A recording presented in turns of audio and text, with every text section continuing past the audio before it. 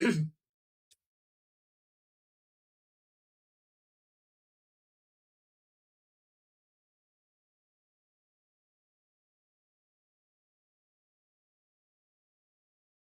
Afternoon, very good afternoon सब लोगों को।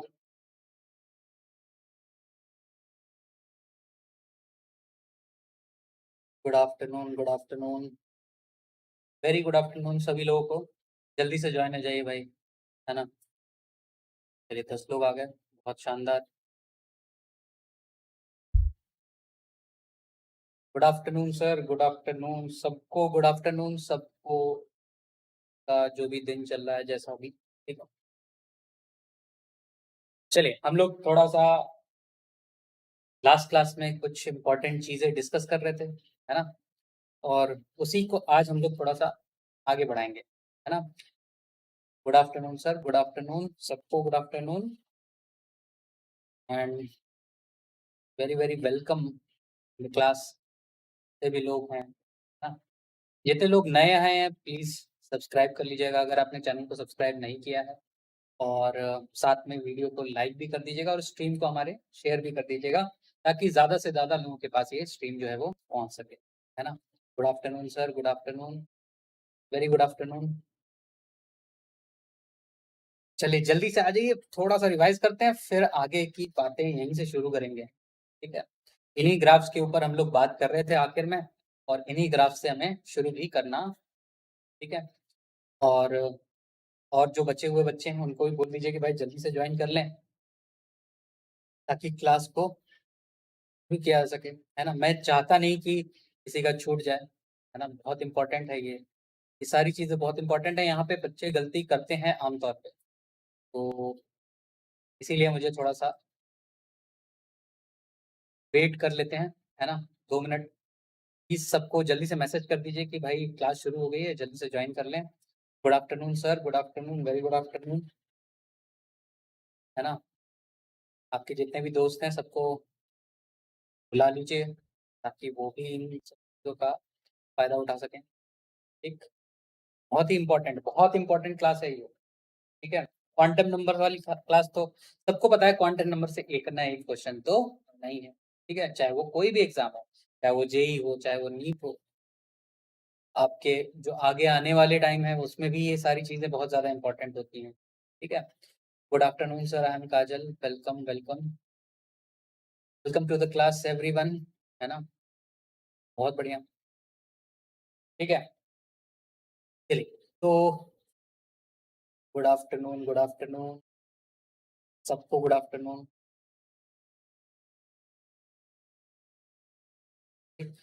जितने भी लोग नए हैं प्लीज सब्सक्राइब कर लीजिएगा चैनल को, ठीक। सब्सक्राइब करना मत भूलिए। देखिए हम लोग का एफर्ट है कि हम लोग एक रिवॉल्यूशन ला सकें एजुकेशन इंडस्ट्री में, ठीक है। तो जब तक आप उसमें सहयोग नहीं देंगे तब तक हम लोग तो ये नहीं कर सकते, ठीक। के लिए आपको सब्सक्राइब भी करना चाहिए, साथ में शेयर भी करना चाहिए, ठीक है। लाइक तो कर ही सकते हैं, बाकी डिसलाइक वाले तो डिसलाइक वाले नहीं है, है ना।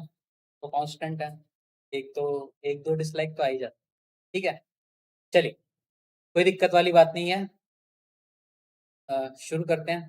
संख्या घट रही है धीरे धीरे, ऐसा लग रहा है मुझे। चलिए शुरू करते हैं हम लोग। पिछली क्लास में हमने क्या पढ़ा था, ठीक है।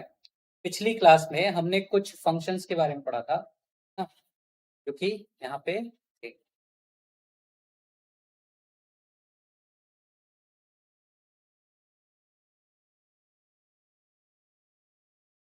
थोड़ा सा अटक गया है,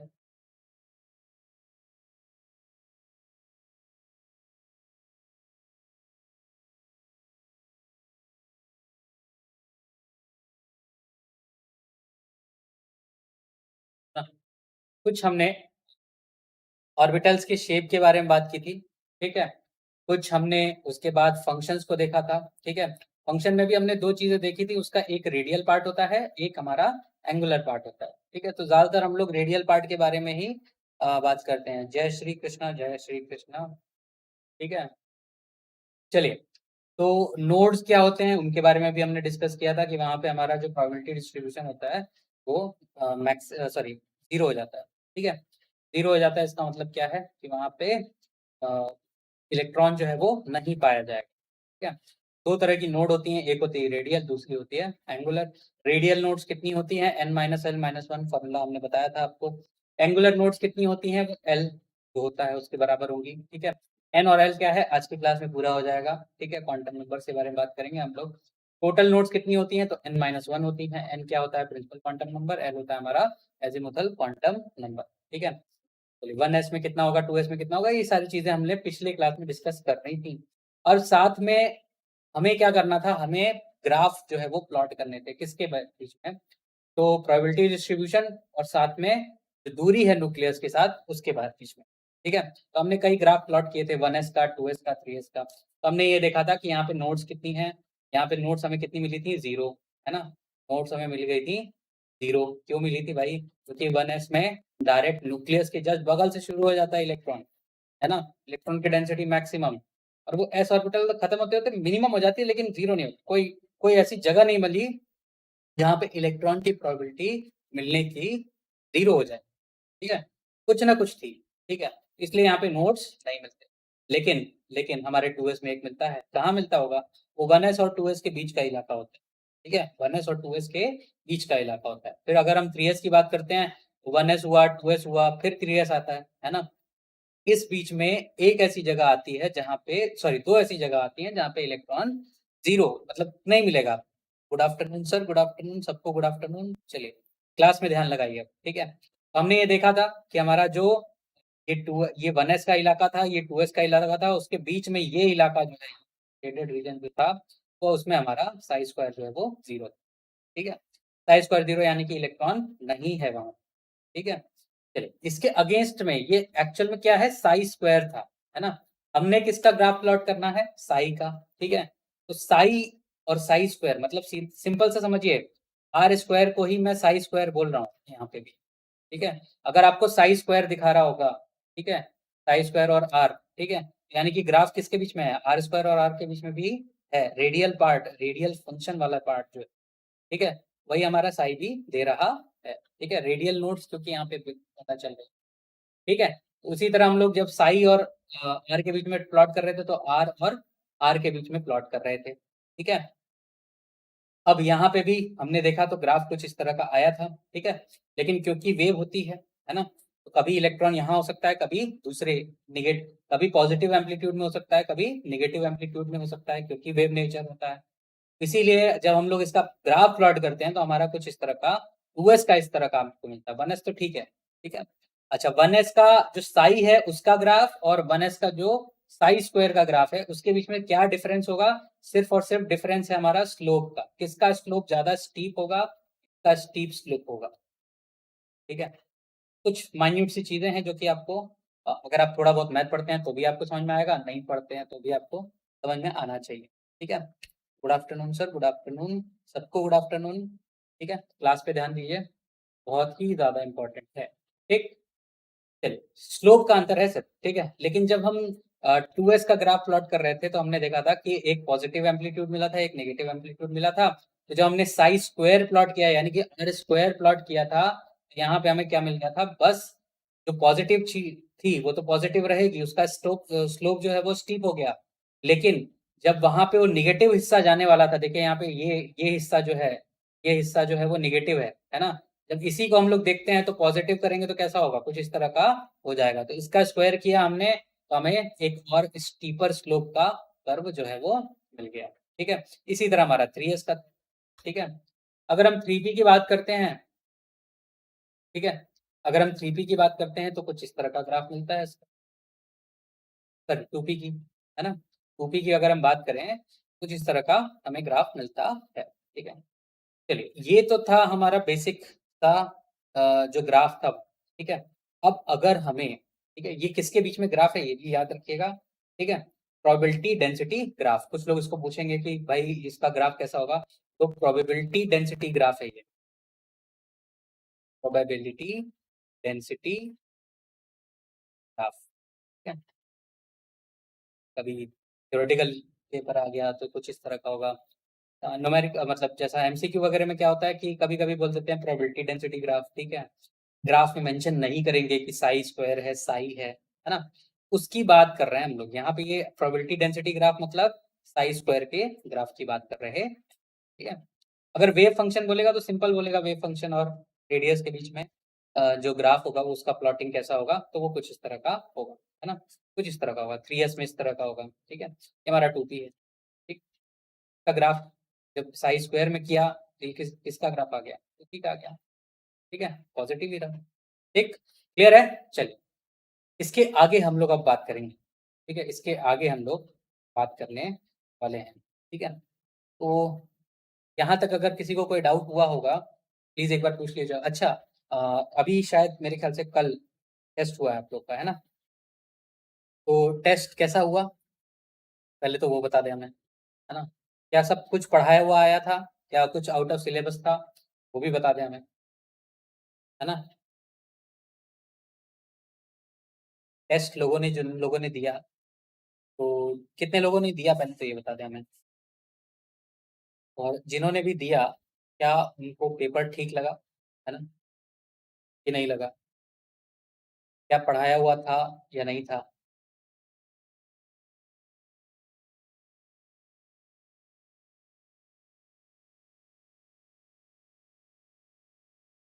पेपर बहुत अच्छा था, पेपर तो अच्छा होता ही है, अ, लेकिन करना आना चाहिए, बस बात यही है ना। मेन मोटिव हमारा ये रहता है कि आप लोग क्वेश्चंस को सॉल्व कर पाए इतना पढ़ाने के बाद, क्या। ठीक। सर हमने नहीं दिया, कोई बात नहीं, पेपर नहीं दिया वो तो ठीक है।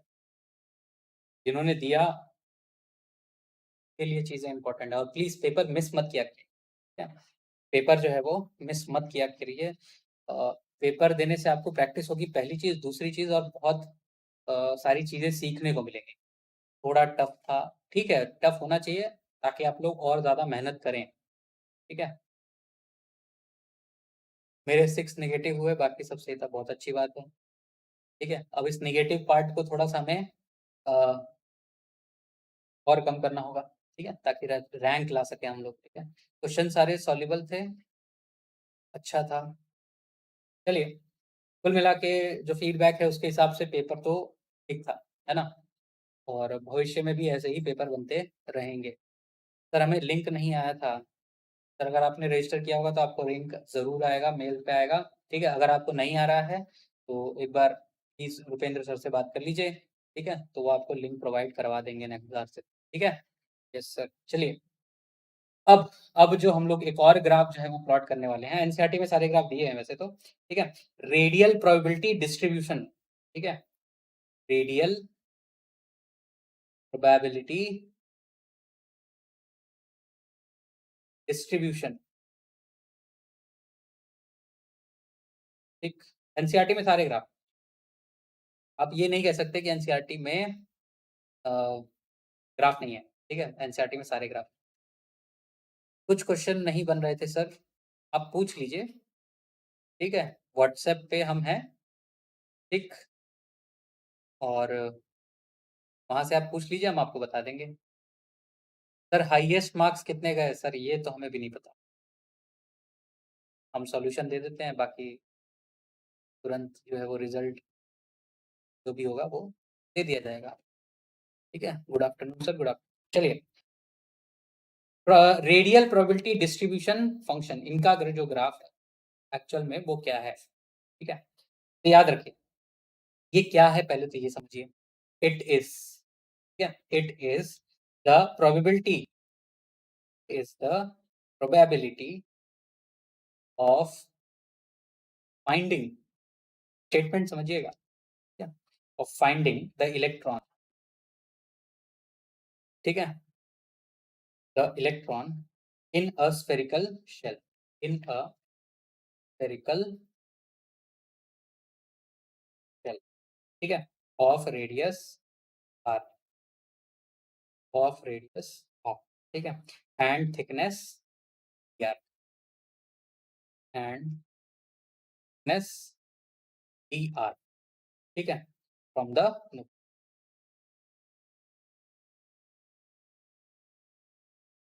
स्टेटमेंट ये कह रहा है इट इज द प्रोबेबिलिटी, सबसे पहली चीज प्रोबेबिलिटी अभी भी है, ऑफ फाइंडिंग द इलेक्ट्रॉन, किसको खोज रहे हैं हम लोग, इलेक्ट्रॉन को खोज रहे हैं।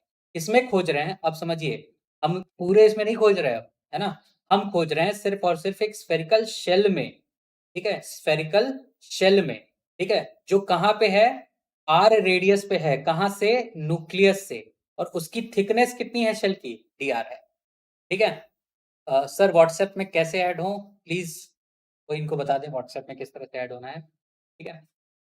समझिए, प्रोबेबिलिटी फाइंड करनी है हमें किसकी, इलेक्ट्रॉन के होने की, किसमें, एक स्फेरिकल शेल में, कहाँ पे, रेडियस r हो, जिसका r दूरी पे हो, किससे, न्यूक्लियस से, और उस शेल की थिकनेस कितनी हो, dr, ठीक है। मान लेते हैं ये हमारा न्यूक्लियस है, दिस वन इज न्यूक्लियस, ठीक है। इससे r दूरी, यानी कि ये r दूरी, ठीक है। इस r दूरी पे, ठीक, हम एक स्फीयर बना लेते हैं, ठीक है, और एक dr थिकनेस, मतलब ये जो है ये कितना होगा, dr होगा, छोटी सी एकदम पतली सी थिकनेस, ठीक है, और ये उसके ऊपर ये हमारा स्फेरिकल शेल हो जाएगा, ठीक है। इस वॉल्यूम में, ठीक है, इतने पतले से वॉल्यूम में इलेक्ट्रॉन के होने की जो प्रोबेबिलिटी है वो कितनी होगी, ठीक है, वो कितनी होगी, वो होगा हमारा रेडियल प्रोबेबिलिटी डिस्ट्रीब्यूशन, ठीक है, रेडियल प्रोबेबिलिटी डिस्ट्रीब्यूशन। क्या ये समझ में आया, जल्दी से बता दें।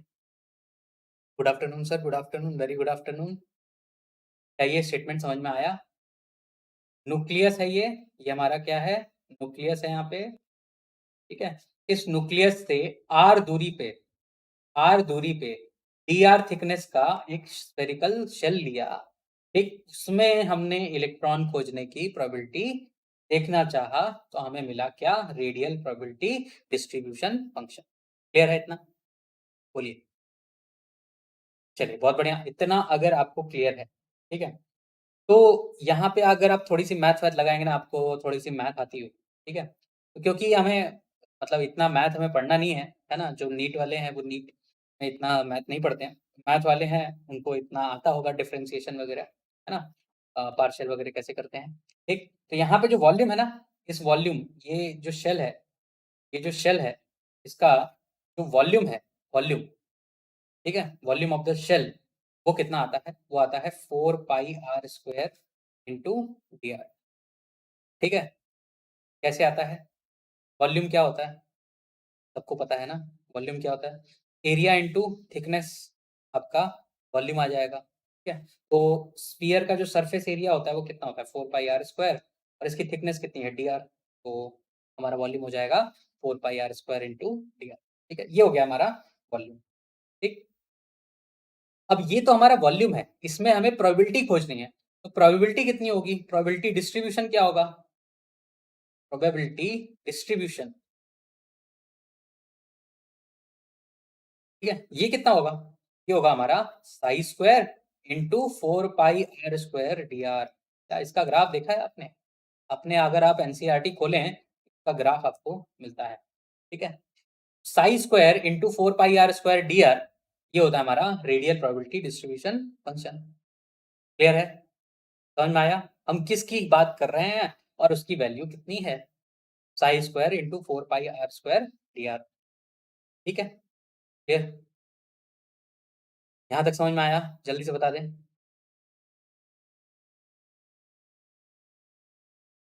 जल्दी से बताएं, क्या यहाँ तक समझ में आया,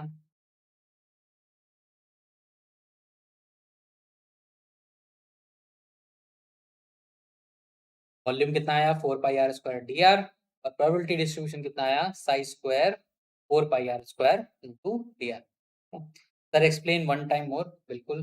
देखिए, हमें खोजना है एक न्यूक्लियस से, ये न्यूक्लियस है हमारा, इससे r डिस्टेंस पे dr थिकनेस के स्फेरिकल शेल में कितना इलेक्ट्रॉन पाए जाने की संभावना है, ठीक है। तो हमें इसके लिए क्या चाहिए, वॉल्यूम चाहिए सबसे पहले, तो ये वॉल्यूम में ही हम लोग खोज रहे हैं, इसका वॉल्यूम कितना होगा, वॉल्यूम होगा हमारा 4 पाई r स्क्वायर dr। कैसे होगा, स्फीयर का जो सरफेस एरिया होता है वो होता है 4 पाई r स्क्वायर, है ना, और वॉल्यूम क्या होता है, एरिया इंटू थिकनेस, एरिया हमारा 4 पाई r स्क्वायर है, थिकनेस हमारी dr है, 4 pi r square d are. ये हो गया हमारा वॉल्यूम किसका, इस शेल का, जो हमने कलर शेड कर रखा है ये वाला। ठीक है, अब इसमें प्रोबेबिलिटी निकालना है। ठीक है, उसको हमने क्या कर दिया, प्रोबेबिलिटी वाले से मल्टीप्लाई कर दिया। जो प्रोबेबिलिटी फंक्शन था हमारा ना, प्रोबेबिलिटी डिस्ट्रीब्यूशन फंक्शन था, उसी से हमने मल्टीप्लाई कर दिया। तो psi square into 4 pi r square d r. ठीक है, ये हमें फाइंड आउट करना है, इसका ग्राफ प्लॉट करना है। ठीक है, psi square 4 pi r square d r का ग्राफ प्लॉट करना है हमें, किसके साथ, रेडियस के साथ, दूरी के साथ, रेडियस नहीं। ठीक है, वैसे तो वो रेडियस नहीं है, लेकिन उसको रेडियस कहते हैं। रेडियस के नहीं, हम न्यूक्लियस से दूरी के बारे में बात करेंगे बस। ठीक है, क्लियर है। चलिए, अब यहाँ पे हम थोड़ा सा ग्राफ को देखना चाहेंगे यहाँ पे। ठीक है, ऊपर जो हमने ग्राफ रखे हैं उनके ग्राफ को देखना चाहेंगे। देखिए ये 1s का ग्राफ है ना, ये 1s का ग्राफ है, ये 2s का ग्राफ है, ये 3s का ग्राफ है।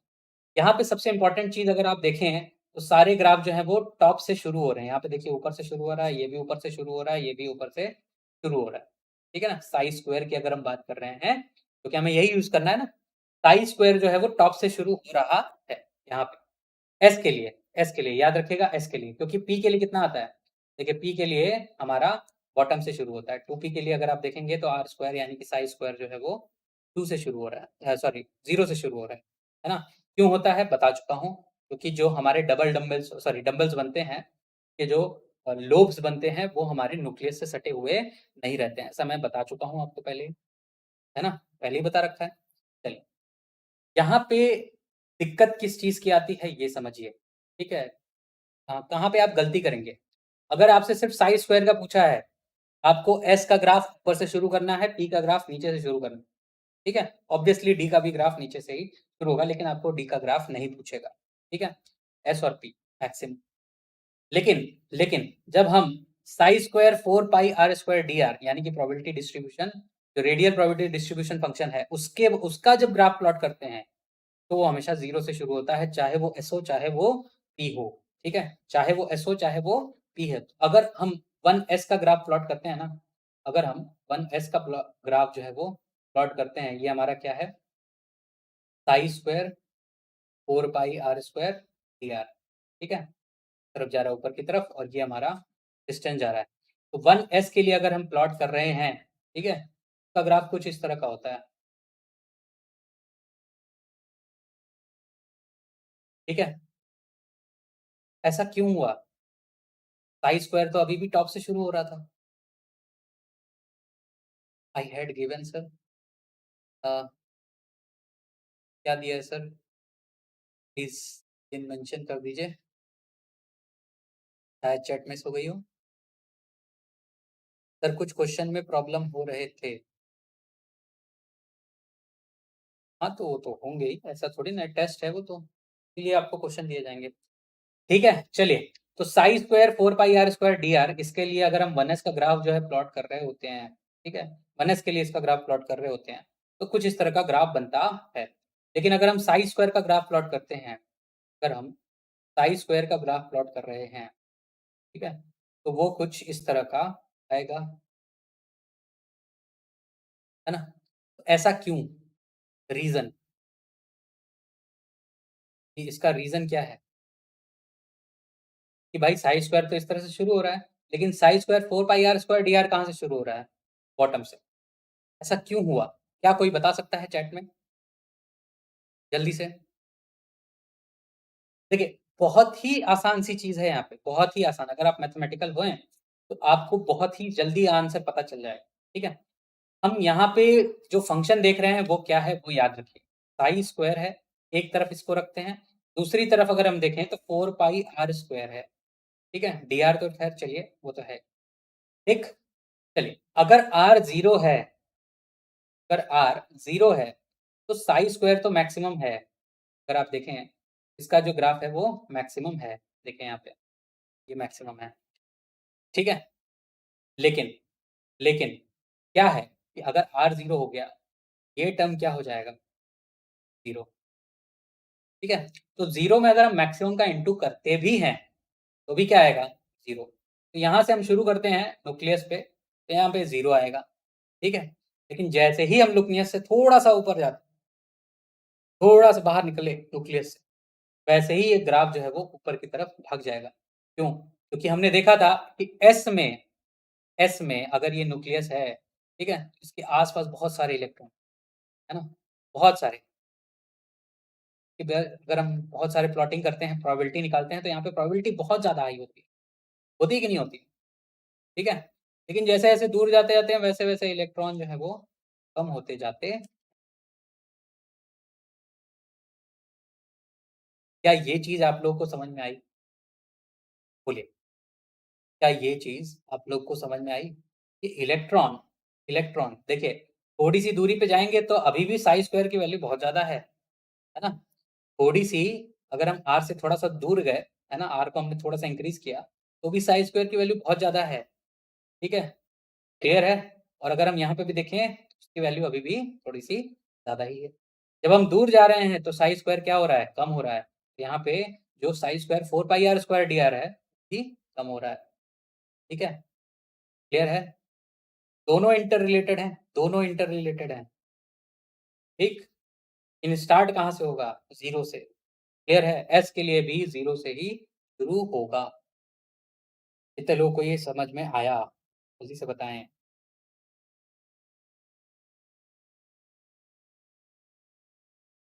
जल्दी से बताएं, ये ग्राफ आप लोग को समझ में आया कि नहीं आया?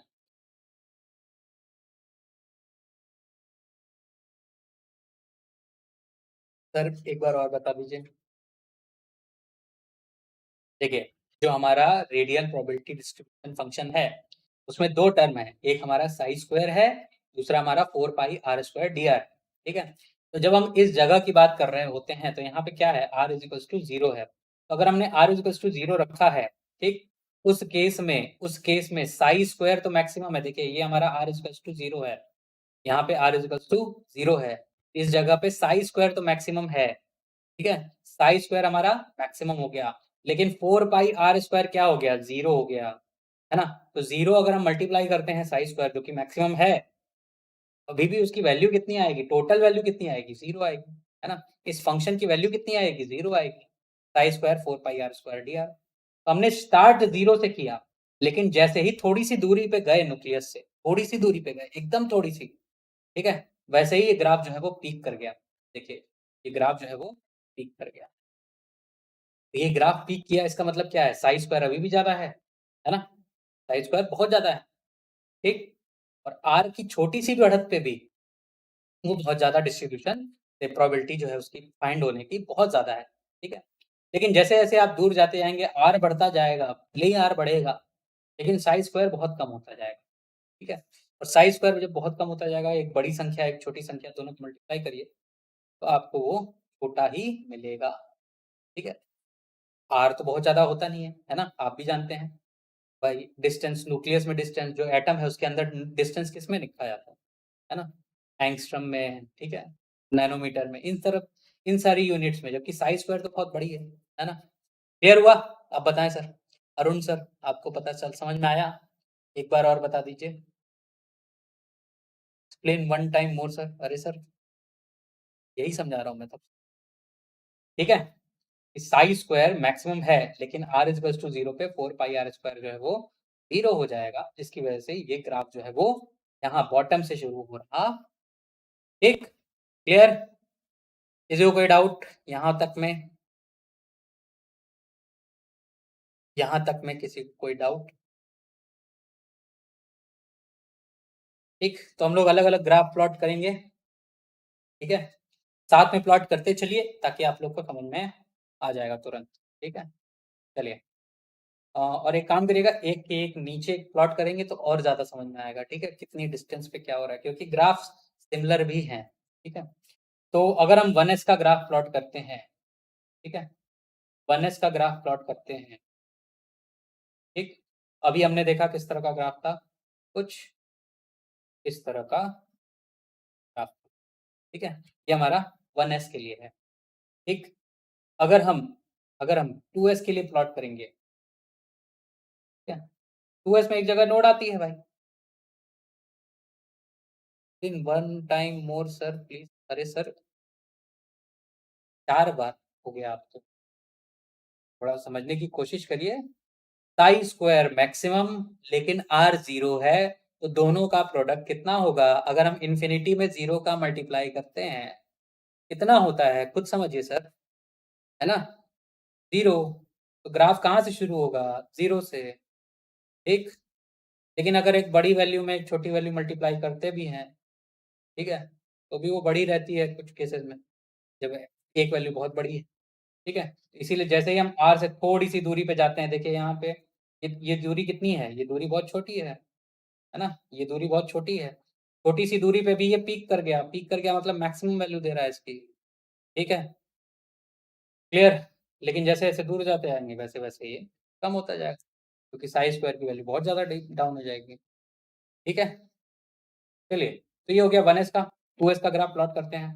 ये ग्राफ समझ लीजिए किसके बीच में है, 4 पाई सॉरी साई स्क्वायर 4 पाई r स्क्वायर dr और r के बीच में है, ठीक है? एक नोड होगी, है ना?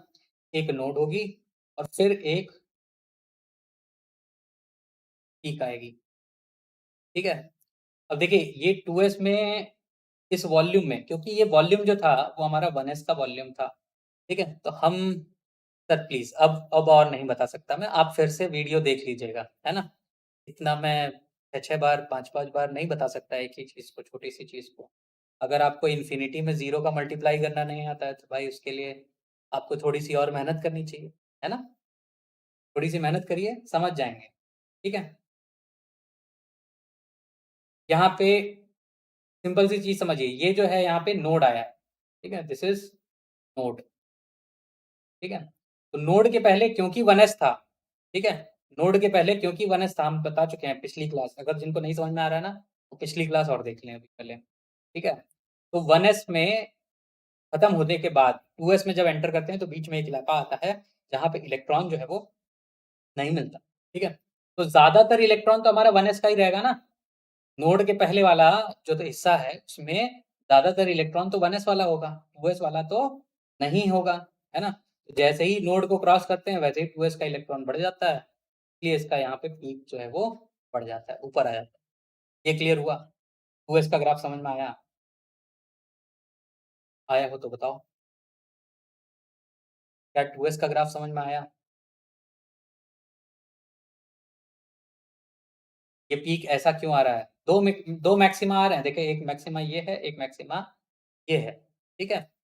लेकिन द रीज़न इज़ कि हमारा जो 1s था, ठीक है? इसके पहले जो इलेक्ट्रॉन था, ठीक है?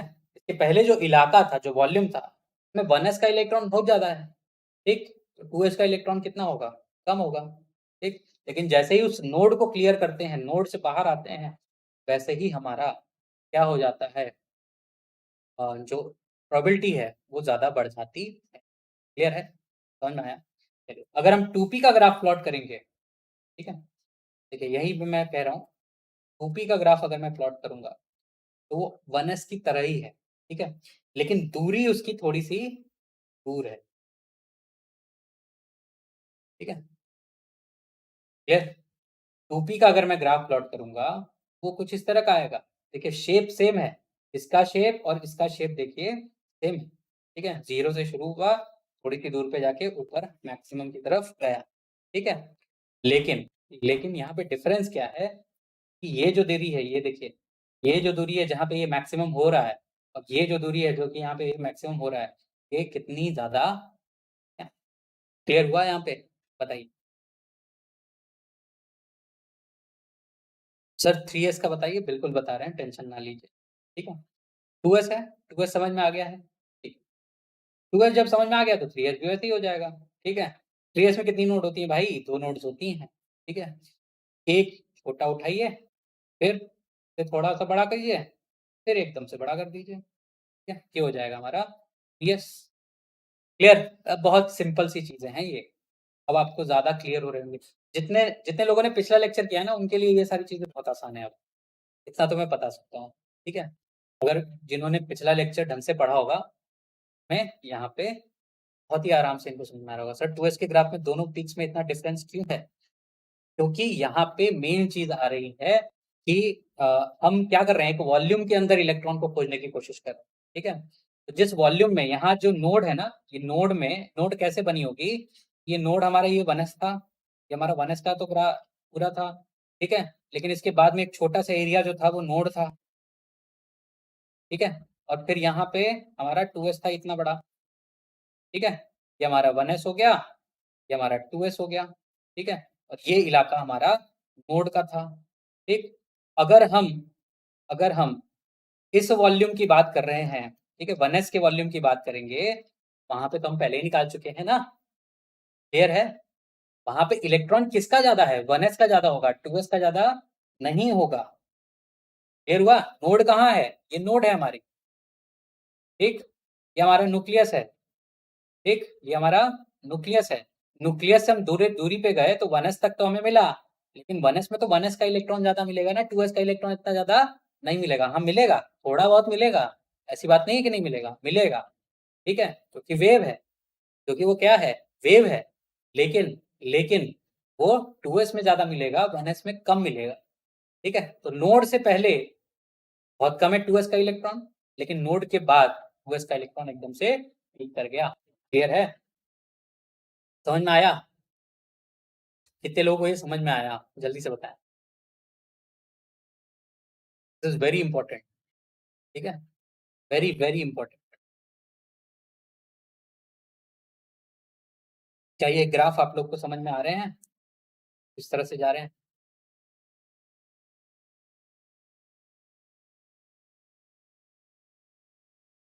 जल्दी से बताइए, कितने लोगों को ये ग्राफ जो है वो क्लियर हो रहे हैं, ठीक है। बहुत ही एक्सटेंसिव मैं बता रहा हूँ, ठीक है। इसके बाद अगर आप ऑप्शन में गलत मारते हैं, गलत मार्क करते हैं, तो इसका मतलब ये है कि आपने रिवाइज नहीं किया था, ठीक है। बहुत एक्सटेंसिव वे में बता रहा हूँ ये सारी चीजें, ठीक है। इतना आप एनसीईआरटी पढ़ के आपको समझ में नहीं आएगा कि ऐसा क्यों हो रहा था, ठीक है। जबकि मैं यही कहता हूँ कि हमेशा एनसीईआरटी फॉलो करिए, ठीक है। एनसीईआरटी पढ़िए, बहुत इंपॉर्टेंट, ठीक है, उससे ज्यादा इंपॉर्टेंट कोई किताब नहीं है, ठीक है। कुछ लोग यहाँ पर पूछते हैं कि सर कौन सी किताबें पढ़ें, किताब पढ़िए एनसीईआरटी, ठीक है, दुनिया की सबसे अच्छी किताब है एनसीईआरटी, अगर आपको कंपटीशन निकालना है, प्लस अगर आपको नॉलेज चाहिए तो। लेकिन लेकिन क्या सिर्फ उतने से आपका हो जाएगा, समझ में आ जाएगा, इस बात की गारंटी मैं नहीं लेता हूँ, लेकिन हाँ ये मैं कहता हूँ कि मैं जो पढ़ा रहा हूँ एनसीईआरटी ही है, ठीक है, उसके अलावा कुछ नहीं है। मैं उनको एक्सप्लेन कर देता हूँ उन कॉन्सेप्ट्स, और मैं ये आपको सिखाना चाहता हूँ कि पढ़ा कैसे जाता है एक्चुअल में, ठीक है? आप एनसीईआरटी पढ़ेंगे, इसको समझेंगे, तो समझ में आ जाएगा कि क्या लिखा गया है एनसीईआरटी में, ठीक है। अगर एक जैसे ही वो आ गया तो वैसे ही आप आराम से काफी सारे क्वेश्चंस को, काफी सारे कंसेप्ट्स को आप इजीली समझ सकते हैं, ठीक है। चलिए, यस सर, सबका यस सर है। चलिए, तो 3s हो गया, है ना। अ, अब अगर हम देखें तो 2s की तरह ही हमारा, ठीक है, 2s की तरह हमारा 3p होता है, ठीक है। तो अगर हम 3p बनाएं, ठीक, के बगल में बना लेते हैं, है ना, ये 2s है, यहाँ पे हम 3p बनाते हैं ताकि देखने में आसान रहे, है ना। तो इसकी भी ग्राफ कैसी होगी, कुछ इसी तरह की होगी, लेकिन क्या कि इसका p ऑर्बिटल है, इसलिए न्यूक्लियस से थोड़ा दूर जाके बनेगा, क्लियर हुआ, समझ में आया। ये 3p है, ठीक, ये 2s 2p ग्राफ एक जैसे हैं, ठीक है। ग्राफ देख के आप ये नहीं बता पाएंगे कि 2s है कि 3p है, अगर दोनों ऊपर नीचे दे दिए जाएं तभी आप बता पाएंगे कि दूरी कितनी है, ठीक है। दूरी ज्यादा यानी कि p है, दूरी कम है मतलब s है, क्लियर हुआ, समझ में आया, ठीक है। चलिए, इसी तरह जैसा 1s था वैसा ही 2p था, है ना, वैसा ही किसका होगा, 3d का भी होगा, ठीक है। 3d का भी कुछ इसी तरह का ग्राफ आएगा भाई, है कि नहीं, ठीक। 3d, 3D का ग्राफ भी कैसा होगा, इसी तरह होगा, लेकिन इसकी दूरी और भी ज्यादा दूर होगी, ठीक है। यहाँ पे देखिए, यहाँ तक आया, देखिए यहाँ तक आ रहा है, क्लियर, समझ में आ रहा है। ये 3D है हमारा, ठीक है, 3D, इसका ग्राफ कुछ इस तरह का बनेगा, बाकी आप लोग खुद ही बना सकते हैं, 4s का कैसे बनाना होगा, उसमें 4 आएंगे, ठीक, ठीक, 4p में कैसा बनेगा तो वो 3s जैसा बनेगा, ठीक है, सॉरी 3p का, हाँ 4p, सॉरी 3p नहीं 4p, क्लियर, समझ में आ रहा है ना, आसान सी चीजें हैं, ठीक। यहाँ तक जितने लोगों को समझ में आया प्लीज यस सर स्पैम कर दीजिए फटाफट। अब हम लोग शुरू करने जा रहे हैं क्वांटम नंबर्स को। क्योंकि क्या ये ग्राफ में अभी तक आपको कोई दिक्कत है? अगर दिक्कत है तो प्लीज मेंशन करिए, मैं अभी उनको एक्सप्लेन कर दूंगा, इसके बाद मैं ग्राफ नहीं पढ़ाऊंगा। ठीक है, मैं क्वांटम नंबर शुरू कर दूंगा। ठीक है, अभी तक के ग्राफ में अगर किसी को कोई दिक्कत है तो प्लीज मेंशन कर दीजिए। ये मैं आखिरी बार आपसे बोल रहा हूँ, मैं ग्राफ बता रहा हूँ आपको, इसके बाद आपको सिर्फ वीडियो देख के ही समझ में आना है। ठीक है, जिनको इसके बाद कोई दिक्कत आती है, ठीक है, इस टाइम के बाद कोई दिक्कत आती है, प्लीज ये वीडियो फिर से देखिएगा। अगर आपको नहीं समझ में आता है तो मेरा व्हाट्सएप नंबर आपके पास है, ठीक, फिर मैं मेरे से आप क्वेश्चन पूछ सकते हैं। प्लीज कॉल मत करिएगा, बस व्हाट्सएप करके छोड़ दीजिएगा, जब भी मुझे टाइम मिलेगा मैं रिप्लाई कर दूंगा आपके आंसर क्वेश्चन का। ठीक है, चलिए, क्लियर है? बहुत बढ़िया। ठीक है ना, अच्छी बात है, आप लोग को सब समझ में आ रहा है। ठीक, तो अब मैं ये उम्मीद करता हूँ कि ग्राफ वाले क्वेश्चन में आप गलती नहीं करेंगे, है ना? कितने लोग ऐसे हैं जो ग्राफ वाले क्वेश्चन में आप कभी भी गलती नहीं करने वाले हैं? सर दिल्ली एम्स की फीस कितनी है? 5.5 ईयर्स की फीस है। सर अब मैं वहाँ पे काम थोड़ी ना करता हूँ कि मैं वहाँ की फीस पता करूँ, है ना? जब हो जाएगा तो फीस पता चल जाएगी सर, है ना? फीस क्या है, सरकारी में इतनी ज्यादा फीस थोड़ी ना होती है बेटा, प्राइवेट हॉस्पिटल से कम फीस में ही होगा। ठीक, बहुत कम फीस में होगा, कम फीस में नहीं, बहुत कम फीस में होगा। प्राइवेट के कंपैरिजन में बहुत कम फीस है, भले ही फीस अच्छी खासी होगी लेकिन प्राइवेट के कंपैरिजन में बहुत कम। ठीक है, प्लस आप फेमस हो जाएंगे, आप अच्छा अच्छा काम करना शुरू कर देंगे। ठीक है, बहुत सारी चीजें होंगी अगर आपका एम्स दिल्ली में हो गया तो। क्लियर? चलिए, बहुत बढ़िया। फीस वगैरह तो हम नहीं बता सकते सर, गलती नहीं होगी ग्राफ वाले क्वेश्चन में। गुड, चलिए अब हम लोग शुरू कर रहे हैं, बहुत ही इंपॉर्टेंट, बहुत ही इंपॉर्टेंट, जो कि हम लोग इतने दिनों से जो कहानी बना रहे थे वही पढ़ने वाले हैं। ठीक है, क्वांटम नंबर्स का एक लेक्चर हो गया, दूसरा लेक्चर हो गया, आज तीसरा लेक्चर है। अब जाके हम लोग क्वांटम नंबर्स पढ़ने वाले हैं। ठीक है, अभी तक जो चल रहा था उससे रिलेटेड कहानी थी। ठीक है भाई, कहाँ से आया, क्या आया, क्यों आया? ठीक है, चलिए, क्वांटम नंबर्स। ठीक, तो देखिए, जो हमारे श्रोडिंगर थे, ठीक है, जो हमारे श्रोडिंगर,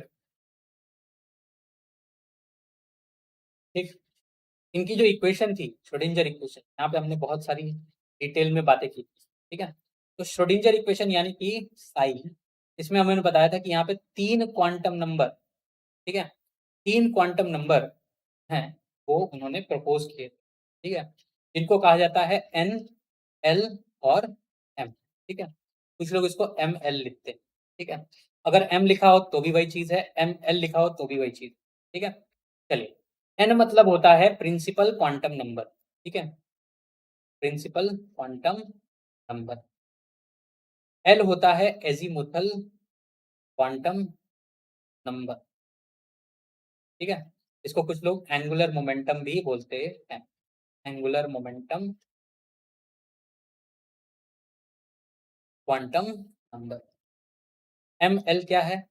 एम एल होता है हमारा ये क्या कहते हैं इसको, मैग्नेटिक क्वांटम नंबर। और इसके बाद आता है हमारा स्पिन क्वांटम नंबर। तो स्पिन क्वांटम नंबर को या तो आप एस से बताते हैं, डिनोट करते हैं, या तो आप एम एस से डिनोट करते हैं। ठीक है, तो ये हो जाता है आपका स्पिन क्वांटम। ठीक है, चलिए, एन, एल, एम एल और एल, एस, एम एस। ठीक है, इसको अभी हम छोड़ देते हैं।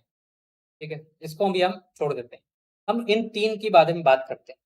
ठीक है, इन तीन के बारे में जब हम बात करते हैं तो हमें क्या पता चलता है? ठीक है, अच्छा, कहीं कहीं ऐसा लिखा होता है कि हमें क्या देते हैं, अ, अ, ये तीनों मिलके हमें क्या देते हैं, address of the electron, address of electron. ठीक है, ये देते हैं। ठीक है, एक्चुअल में क्या कर रहे होते हैं वो समझिए। ठीक है, देखिए, एन, एन, एन की वैल्यू जो होती है वो सबसे पहले किसने दी थी, याद रखिए, बोर्स, है ना? बोर ने इसके बारे में बात की। बोर्स मॉडल में इसका उल्लेख है ना? कैसे उल्लेख होता है? ये हमारा न्यूक्लियस है। उन्होंने बोला था कि न्यूक्लियस से जितनी ज़्यादा दूरी पे जाओगे तो एक फिक्स जगह ऐसी होगी जहाँ पे एनर्जी जो है वो कांस्टेंट होगी, है ना? उसी को उन्होंने एन कहा था। तो वही चीज़ यहाँ पे अभी भी है, ठीक है? ये क्या है? n इक्वल्स टू 1, ये क्या है? n इक्वल्स टू 2, ये क्या है? n इक्वल्स टू 3, ठीक है? इससे जितनी ज़्यादा दूरी पे जाते जाएंगे उतना ज़्यादा हमारा n जो है वो बढ़ता रहेगा, लेकिन एक फिक्स जगह है, ठीक है? एक फिक्स जगह है, ठीक है? इन्होंने इन्होंने किसकी बात की, ठीक है? इन्होंने किसकी बात की? शेल की बात की थी। हम इसको अभी भी क्या कह रहे हैं? शेल ही कह रहे हैं, ठीक है? यानी कि n क्या बताता है कि कितनी दूरी है न्यूक्लियस से। क्या ये चीज़ समझ में आई? क्या ये चीज़ समझ में आई? जल्दी बताएँ। जल्दी से बताएँ। n क्या बताता है कि न्यूक्लियस से कितनी दूर है? Distance from the nucleus. Clear है? ठीक है? चलिए, n क्या बताता है? डिस्टेंस फ्रॉम द न्यूक्लियस, ठीक है? चलिए, ये तो हो गया पहली चीज़। पहली चीज़ मतलब आपका हम इसको जस्टिफाई करने वाले हैं, एड्रेस ऑफ इलेक्ट्रॉन, ठीक है? आपको ये पता चल गया कि आप किस देश में रहते हैं, ठीक है? अगर आपके पास कोई पार्सल आना है, सबसे पहले सपोज़ करिए इंटरनेशनल है, ठीक है? या अगर आप नेशनल बात करते हैं, ठीक है? नेशनल में ही बात करते हैं तो किस स्टेट में रहते हैं आप, ठीक है? सबसे पहली चीज़ तो ये कि किसका डिस्टेंस सर इलेक्ट्रॉन का न्यूक्लियस से कितनी दूरी पे है, ये बताएगा ना, ठीक है? हम किसके बारे में क्वांटम नंबर हम किसका देखते हैं? इलेक्ट्रॉन का, ठीक है? तो किसका डिस्टेंस दे रहा होगा? इलेक्ट्रॉन का डिस्टेंस दे रहा होगा किसके रिस्पेक्ट में? न्यूक्लियस के रिस्पेक्ट में, ठीक है? क्लियर हुआ? है ना? बोर ने इसके बारे में डिटेल में बात की, ठीक? वही चीज़ यहाँ पे श्रोडिंगर ने भी बोल दिया कि एक ऐसी जगह है ना?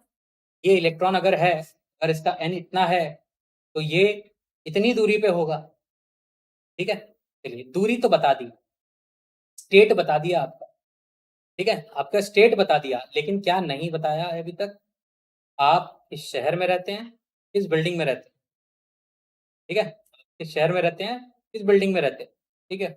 चलिए, किस शहर में रहते हैं, उसको बताने के लिए एल का किया गया, ठीक है? एल यानी कि एज़ीमुथल क्वांटम नंबर। ये क्या बताता है? देखिए, इसने शेल बता दिया, ये क्या बताता है? सब शेल, ठीक है? मतलब आप स्फीयर में रहते हैं, आप डंबल में रहते हैं, आप डबल डंबल में रहते हैं, किसमें रहते हैं? है ना? हमें 3 शेप पता है, स्फेरिकल, डंबल और डबल डंबल। इन तीनों में से आप किसमें रहते हैं? भाई वो तो आपको बताना पड़ेगा ना। तो किसमें रहते हैं, कौन बताता है? एल बताता है, ठीक है? क्या-क्या बताएगा? या तो आप स्फीयर में होंगे, या तो आप डंबल में होंगे, या तो आप डबल डंबल में होंगे, ठीक है? एफ का शेप आपको मेंशन नहीं किया जाता, आपके सिलेबस के बाहर की चीज़ है, इसलिए मैं यहाँ पे भी आपको मेंशन नहीं करूँगा, ठीक है? क्लियर? एल क्या बताता है कि आप किस तरह की डिज़ाइन में रहते हैं, मतलब आप किस बिल्डिंग में रहते हैं, ठीक है? क्लियर हुआ? समझ में आया ये? चलिए, एल ने समझा दिया आपको कि आप किस बिल्डिंग में रह रहे हैं, ठीक है? तब शेल हो गया, ठीक? फिर आता है आपका एम या एमएल, ठीक है? ये क्या बताता है? ये बताता है आपका ऑर्बिटल, मतलब आपका ओरिएंटेशन किस तरह है? 3D में ओरिएंटेशन किस तरह है? किस तरह आप झुके हुए हैं? जो पीएक्स है, पीवाई है, पीज़ेड है, कौन-सा है? तो वो कौन बताएगा? एमएल, यानी कि आपका मकान नंबर कौन बता रहा है? अगर आप फ्लैट में रहते हैं तो आपको पता होगा बिल्डिंग है, फिर फ्लैट आता है ना? तो शहर पता चल गया, बिल्डिंग पता चल गई, अब आपका फ्लैट नंबर भी पता चल गया कि किस तरह से आप डंबल में भी रह रहे हैं अगर, आप एक्स एक्सिस पे झुके हुए हैं, क्या आप वाई एक्सिस पे झुके हुए हैं, क्या आप जेड एक्सिस पे झुके हुए हैं? कौन बताएगा? एमएल बताएगा भाई पीएक्स कैसा है? इस तरह का है? सॉरी, ये तो गलत हो गया, है ना? ज़्यादा ही गलत हो गया था, ठीक है? ये हमारा क्या है? पीएक्स है, ठीक? अगर ये एक्स एक्सिस है तो ये क्या है हमारा? वाई एक्सिस अगर ये है, पी वाई किस तरह का होगा, कुछ इस तरह का होगा, है ना। और पी जेड की अगर हम बात करेंगे, ठीक, तो वो कुछ इस तरह का होगा, हमारा जेड एक्सिस है, ये हमारा पी जेड होगा। ठीक, तो ये कौन बता रहा है, ये बता रहा है हमें एमएल बता रहा है कि उसका ओरिएंटेशन आपको यहाँ एन ने बता दिया आप कहाँ पे हैं, एल ने बता दिया कि आप किस तरह के डिजाइन में रहते हैं, लेकिन वो डिजाइन किस तरफ झुका हुआ है, किस एक्सिस पे है, ये कौन बताएगा, ये बताएगा आपका एमएल। ठीक है, तो ये तीन चीजें कहाँ से आई थी, ये तीन चीजें आई थी आपके श्रोडिंगर की वेव इक्वेशन से मिली थी। ठीक है, श्रोडिंगर ने ये सारी चीजें आपको बता दी थी कि कहाँ पे है, किस डिजाइन में है, और वो डिजाइन जो है वो किस तरह से किस एक्सिस पे बनी हुई है उसके बारे में बताया था। ठीक है, तो ये तीन चीजें उन्होंने बताई थी। क्या यहाँ तक आप सभी लोगों को क्लियर है, जल्दी से बता दें।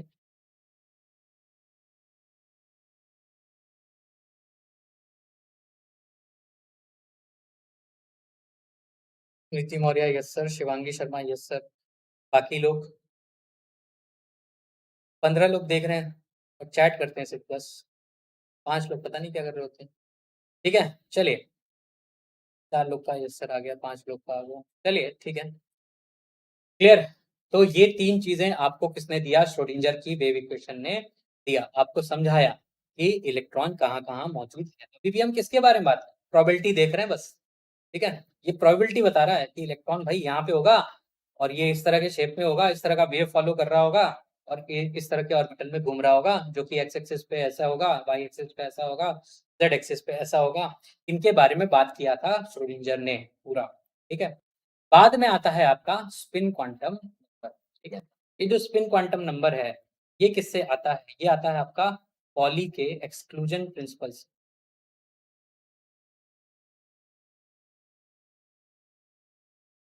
ठीक है, पॉलीज एक्सक्लूजन प्रिंसिपल। ठीक है, इन्होंने ये कहा था कि सभी सॉरी किसी भी दो इलेक्ट्रॉन्स के क्वांटम नंबर्स, चारों क्वांटम नंबर्स की जो संख्या है वो सेम नहीं हो सकती। Direction of electron spin around its own axis, देखिए ये इतना आसान है नहीं। प्रतीक्षा उपाध्याय, जो स्टेटमेंट ये लिखा जाता है ना कि एक्सिस पे, ये बताना बहुत आसान है बट एक्चुअल में ऐसा कुछ है नहीं। ठीक है, इस पे आईआईटी में क्वेश्चन भी आ चुका है उसे। ठीक है, मान लेते हैं ये हमारा इलेक्ट्रॉन है, उसकी एक्सिस है। ठीक है, और ये भी है। ठीक है, तो अगर ये हमारा एंटी क्लॉकवाइज है, ठीक है, अगर इलेक्ट्रॉन इस तरह से घूम रहा है तो एंटी क्लॉकवाइज घूम रहा है। ठीक, तो ये क्या हो जाएगा, क्लॉकवाइज हो जाएगा, है ना, क्योंकि उसका उल्टा घूम रहा है। ठीक, अगर ये क्लॉकवाइज होता तो ये क्या हो जाता, एंटी क्लॉकवाइज हो जाता। सिंपल सी चीजें, देखने वाली बातें हैं। ठीक है, देखने वाली बात, लेकिन क्या ये ऐसा हो रहा है, क्या ये ऐसा हो रहा है। ठीक है, तो this is very very difficult to answer basically. ठीक है, is very difficult to answer कि वो अपनी एक्सिस को घूम रहा है ऐसे, ऐसे घूम रहा है तो एंटी क्लॉकवाइज, घूम रहा है तो क्लॉकवाइज का नहीं होता है। ठीक है, ये जब मैं पॉली एक्सक्लूजन प्रिंसिपल ढंग से पढ़ा रहा हूँ, मैं एक क्वेश्चन करेंगे तब समझेंगे कि एक्चुअल में क्या कर रहा है। ठीक है, this is not that easy. ठीक है, क्योंकि क्या है ना, यहाँ पे जो चीज आती है कि जो स्पिन होती है वो इंट्रिंसिक होती है, जैसे कि आप हैं। ठीक है, आप जब पैदा हुए, ठीक है, तो आपका एक नेचर होता है ना, और वो नेचर आप हमेशा कैरी करते हैं। इसी तरह इलेक्ट्रॉन भी अगर है तो वो एक नेचर पकड़ लेता है और वो उसी तरह का चलता रहता है। That is not very easy to explain. ठीक है, बट पॉलीज ने ये कहा कि किसी भी दो इलेक्ट्रॉन का क्वांटम नंबर जो है वो सेम नहीं हो सकते हैं, इसलिए स्पिन को दो वैल्यूज दी गई, -1/2 +1/2। ठीक है, और -1/2 को बोला गया कि एंटी क्लॉकवाइज, +1/2 हो गया हमारा क्लॉकवाइज। ठीक है, दो ही वैल्यू दी गई। ठीक है, दिया जा सकता था 3 भी, 4 भी दिया जा सकता है। ठीक है, क्या सबकी स्पिन सेम होती है क्या, ये तो इलेक्ट्रॉन की स्पिन है, चलिए मान लेते हैं। ठीक है, तो क्या प्रोटॉन भी इसी तरह घूमता है, न्यूट्रॉन भी इसी तरह घूमता है, नहीं, सबका अपना अपना अलग अलग वैल्यू है स्पिन की। ठीक है, सब एक तरह से नहीं घूमते। ठीक, ये बहुत ही कॉम्प्लेक्स चीज है, बट हाँ अभी के लिए समझाने के लिए अगर मैं बोलूँ तो यही बोलूंगा कि ये उनकी एक्सिस है। ठीक, उस पर अगर ये इस तरह से घूम रहा है तो एंटी क्लॉकवाइज, इस तरह से घूम रहा है तो क्लॉकवाइज। आप नहीं बता सकते कौन सा क्लॉकवाइज और कौन सा एंटी क्लॉकवाइज, क्योंकि अगर आप इसको नीचे से देख रहे हैं तो क्लॉकवाइज क्लॉकवाइज दिख रहा है, लेकिन अगर आप ऊपर जाएंगे तो क्लॉकवाइज आपको एंटी क्लॉकवाइज दिखाई देने शुरू कर देगा। ठीक है, क्लियर है, पर्सपेक्टिव की बात है। ठीक है, क्लियर, क्या ये चीज समझ में आई? 3 चीजें यहाँ पे आपको क्लियर हो गई कि एन ने क्या दिया, कितनी दूरी है बता दिया, सब एल ने क्या बताया कि वो किस तरह के घर में घूम रहा है। ठीक है, एमएल ने बता दिया कि आपका फ्लैट नंबर क्या है। ठीक है, कि भाई एक्स पे है कि वाई पे है कि जेड पे है ना। और एम एस जो कि हमारा स्पिन क्वांटम नंबर है, ठीक, या एस, एस से भी डिनोट करते हैं, एम एस से भी डिनोट करते हैं। तो ये क्या बताता है कि आप किस तरह का ओरिएंटे, मतलब किस तरह का घूम रहा है उसके अंदर। ठीक है, उसके अंदर किस तरह से। ठीक है, तो पॉली ने ये बोला था कि 2 इलेक्ट्रॉन जो है वो रह सकते हैं एक ऑर्बिटल के अंदर। ठीक, क्लियर, समझ में आ गया? बोलिए फटाफट। चलिए, एन के बारे में तो आपको पता ही है। ठीक है, एन के बारे में आप सबको पता है, इसकी वैल्यू सिर्फ और सिर्फ इंटीग्रल हो सकती है, इंटीग्रल वैल्यूज, यानी कि एन इज इक्वल्स टू 1 हो सकता है, 2 हो सकता है, एंड सो ऑन। ठीक है, इसका कोई नोमेनक्लेचर पूछ देता है तो के, एल, एम, एन। ठीक है, वही सारी चीजें हैं जो बोर में हमने पढ़ी थी, वहीं से उठाया गया है, तो भाई सीधी सी बात है कि वही बता रहा है। ठीक है, चलिए बहुत बढ़िया। एल क्या है? एल हमारा होता है एजीमुथल क्वांटम नंबर या एंगुलर क्वांटम नंबर। तो एल को कैसे निकालते हैं? इसकी वैल्यू होती है n माइनस 1। ठीक है, 0 से लेके 0 टू n माइनस 1, यानी कि अगर n की वैल्यू 1 है, ठीक है, क्लियर, l की वैल्यू कितनी होगी? 0। अगर n की वैल्यू 2 है, l की वैल्यू होगी 0 और 1। 2 माइनस 1 कितना होगा? 1 होगा। ठीक है, 0 से शुरू करना है और n माइनस 1 तक जाना है। ठीक है, n की वैल्यू अगर 3 है, l की वैल्यू कितनी होगी भाई? 0, 1। ठीक है, इसी तरह अगर n की वैल्यू 4 है, l की वैल्यू कितनी हो सकती है? 0, 1, 2। क्लियर है? चलिए, यहाँ पे ध्यान देने वाली बात यह है, l अगर 0 है इसका मतलब क्या है? s ऑर्बिटल है।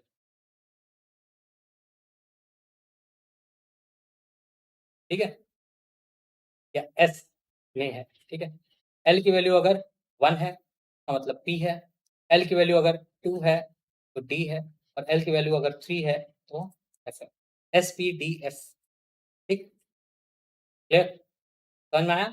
एल की वैल्यू अगर 0 एस है, एल की वैल्यू 1 तो पी, एल की वैल्यू अगर 2 है तो डी, एल की वैल्यू अगर 3 है तो एफ।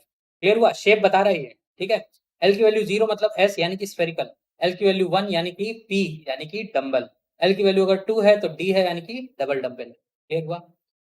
है ना? तो ये आपको क्या बता रहा था, जैसे कि मैंने बताया सबशेल क्या बताता है आपको कि वो किस डिजाइन में है। ठीक है, किस डिजाइन में घूम रहा।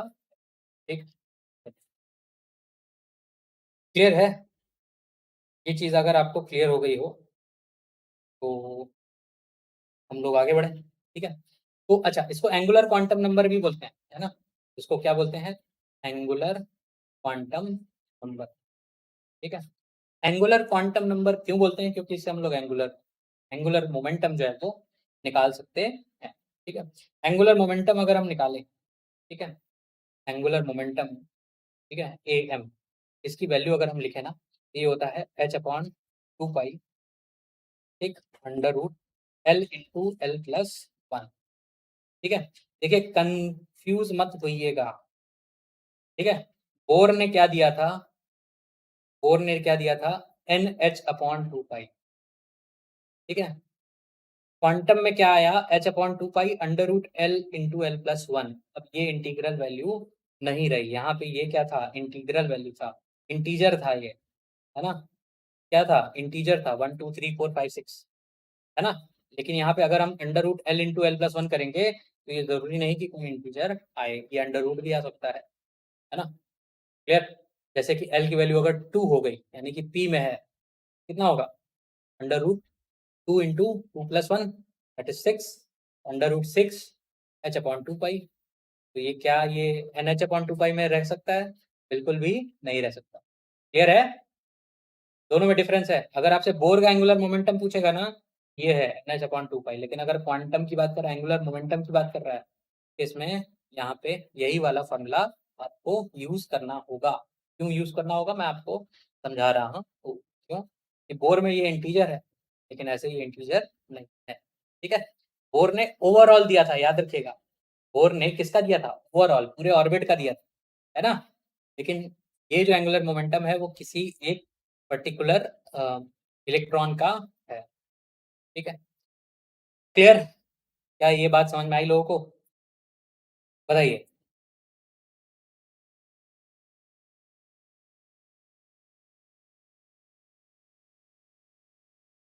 क्या ये बात समझ में आई आप लोग को?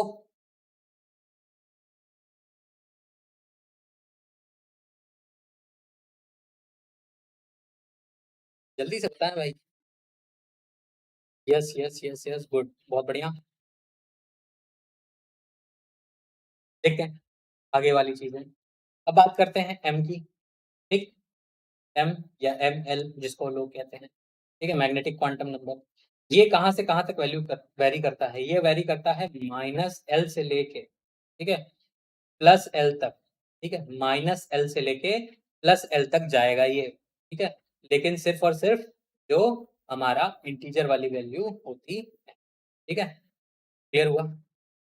यानी कि अगर L की वैल्यू 0 है, ML की वैल्यू कितनी होगी? 0 होगी। ठीक है, L की वैल्यू अगर 1 है, तो ML की वैल्यू कौन-कौन सी हो सकती है? -1, 0 और +1 हो सकती है कि नहीं हो सकती है? बताइए। अगर L की वैल्यू 2 है, तो ML की वैल्यू पॉसिबल वैल्यूज़ कितनी हो सकती है? -2, -1, 0, +1, +2।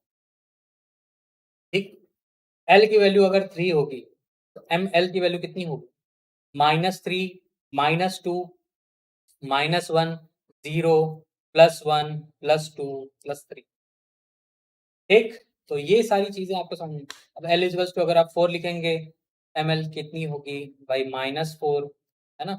-3, -2, -1, 0, +1, +2, +3, +4। ठीक? ये सारी चीज़ें हैं, है ना? तो ML की वैल्यू -L से +L तक सिर्फ और सिर्फ जो इंटीग्रल वैल्यूज़ होती हैं वो, ठीक है? इंक्लूडिंग माइनस, ठीक? -1, 0, +1, -2, -1, 0, +1, +2, ठीक है? क्लियर? है ना? ये वैल्यूज़ किस तरह से होती है। अच्छा, दूसरी चीज़ ये कि क्या ये सीक्वेंस में होती हैं? ठीक है? जैसे कि आप लोग डब्बा बनाते हैं, है ना? जब भी आपने केमिस्ट्री पढ़ी होगी तो कुछ इसी तरह की पढ़ी होगी। अगर p ऑर्बिटल दिया है तो यहाँ पे 3 डब्बे, 3 बॉक्सेस बना लें, है ना? एक हो जाएगा px, एक हो जाएगा py और एक हो जाएगा pz। वैसे तो pz सबसे पहले रखते हैं, ठीक है? तो क्या इसकी वैल्यू -1, 0 और +1, क्या ये सुनिश्चित है कि px ही -1 है? क्या py ही 0 है? क्या pz ही +1 है? ऐसा नहीं, ठीक है? ये पॉसिबल वैल्यूज़ हैं, याद रखिएगा। These are all possible values, possible values हैं ये, ठीक है? ये असाइन्ड वैल्यूज़ नहीं है। यहाँ L को ये असाइन किया गया है। देखिए यहाँ पे हमने इसको असाइन किया है, तो ये असाइन्ड वैल्यूज़, ठीक है? हमने बोल दिया भाई L 0 है तो S ही होगा, L 1 है तो P होगा, L 2 है तो D होगा, L 3 है तो F होगा। These are assigned values. लेकिन यहाँ पे क्या ML की वैल्यू 0 है? चलिए 0 तो समझ में आता है, स्फीयर है, ठीक है, सिर्फ 0 ही है, स्फीयर है, वहां पे कोई दिक्कत नहीं है। लेकिन ML की बात करते हैं तो उसमें -1, 0, +1 आ रहा है। ML की बात करते हैं तो -2, -1, 0, +1, +2 आ रहा है, ठीक है? तो क्या ये एकदम एग्जैक्ट हम ऐसे बोलेंगे कि भाई px, py, pz इनकी वैल्यू क्या है? -1, 0, +1। क्या असाइंड वैल्यूज हैं? नहीं, ये पॉसिबल वैल्यूज हैं। अगर वो p ऑर्बिटल में है, इनमें से कोई एक वैल्यू उसके पास जरूर होनी चाहिए, ठीक है? अगर वो p ऑर्बिटल में है, L इक्वल्स टू 1 मतलब p, ठीक? तो इसके पास क्या होना चाहिए? या तो ml में -1 होना चाहिए, या तो 0 होना चाहिए, या तो +1 होना चाहिए। अगर वो d ऑर्बिटल में है, that is 2, L equals to 2, d orbital में है, सॉरी, d ऑर्बिटल, है ना? d ऑर्बिटल में अगर है, तो उसके पास इन 5 में से कोई एक वैल्यू होनी चाहिए, कोई भी एक वैल्यू, -2 -1 0 +1 +2, इससे ज्यादा नहीं हो सकता, इससे कम नहीं हो सकता। क्लियर है? बताएं, है ना? अगर L = 3 है यानी कि ये F में है, इनमें से कोई एक वैल्यू होनी चाहिए, से बाहर +4 नहीं हो सकता, -4 नहीं हो सकता। ठीक है, वेरी इंपॉर्टेंट, ये पॉसिबल वैल्यूज हैं, याद रखिएगा, these are not assigned values. ठीक, क्लियर? यहां तक क्लियर है? चलिए, बहुत बढ़िया, बहुत ही बढ़िया। ठीक है, अच्छा, तो यहाँ से हम लोग एक चीज और कंक्लूड कर सकते हैं। ठीक है, एक और फॉर्मूला बना सकते हैं भाई, नंबर ऑफ ऑर्बिटल्स कितने होंगे? नंबर ऑफ ऑर्बिटल्स कितने होंगे भाई? एल के रोस ना। तो अगर हम देखें एल की वैल्यू अगर जीरो है, एल की वैल्यू अगर जीरो है तो सिर्फ एक ऑर्बिटल। ठीक है, लेकिन अगर एल की वैल्यू 1 है तो 3 ऑर्बिटल, एल की वैल्यू 2 है तो 5 ऑर्बिटल है। अगर इसको डिनोट करना होगा तो क्या हो जाएगा? 2n+1, number of orbitals equals to 2n+1। ठीक है, ठीक। अगर आपसे पूछे कि कोई maximum number of electrons, maximum number of electrons कितने हो सकते हैं? ठीक है, इन द ऑर्बिटल, ऑर्बिटल की बात कर रहा हूँ मैं। ठीक है, तो वो हो सकते हैं 2 × 12+1। ठीक है, 2 × 12+1। Clear? General formula, general formula है।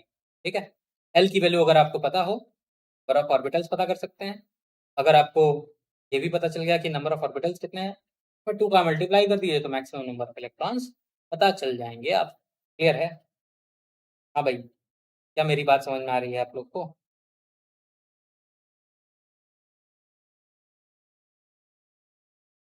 2, क्या 2?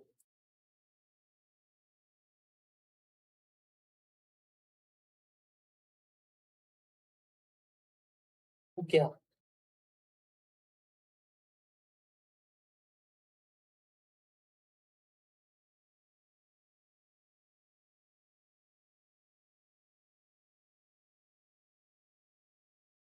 यस सर, चलिए, बहुत बढ़िया, समझ में आ रहा है आप लोग को अब। ठीक है,